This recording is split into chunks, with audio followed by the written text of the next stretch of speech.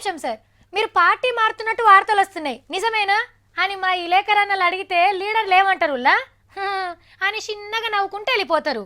లేకుంటే లేలేలే అదంతా దుష్ప్రచారం, అలాంటిది ఏం లేదు, అధికార పార్టీలు కావాలనే మైండ్ గేమ్ ఆడుతున్నారు అని సైడ్ అయిపోతారు. ఇట్లా పార్టీ సిద్ధాంతాలను నాలుక మీద రాసుకొని గోడ దుంకిన గోవిందరాజులు చాలా మందే ఉన్నారు. ఈ మాటలని ప్రకాష్ అన్న, రాజేందర్ రెడ్డి అన్నలు 100కి 100 వాళ్ళు రుజువు చేసిండ్రు. కానీ నేను పార్టీ మారను అని చెప్తందుకు గీసారి చేసిన ధర్నా ఉన్న చూడుండ్రి, అబ్బబ్బబ్బా పరాకాష్ట.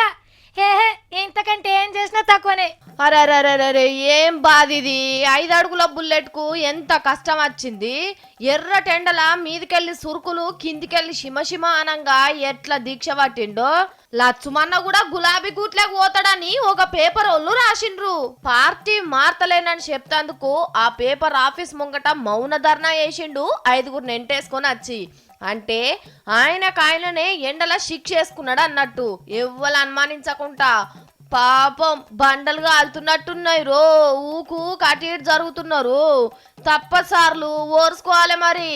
గంట సేపు ఎర్ర టెండలో కూసునే వరకు పెంక మీద ఎంచిన పేలాల లెక్క ముఖమంతా నల్ల పడ్డది పాపం. మరణం ఎప్పుడు సంభవించినా నా శవం మీద కాంగ్రెస్ జెండాతో శవయాత్ర జరుపుకోవాలని నా ఆత్మ ఘోషిస్తావు.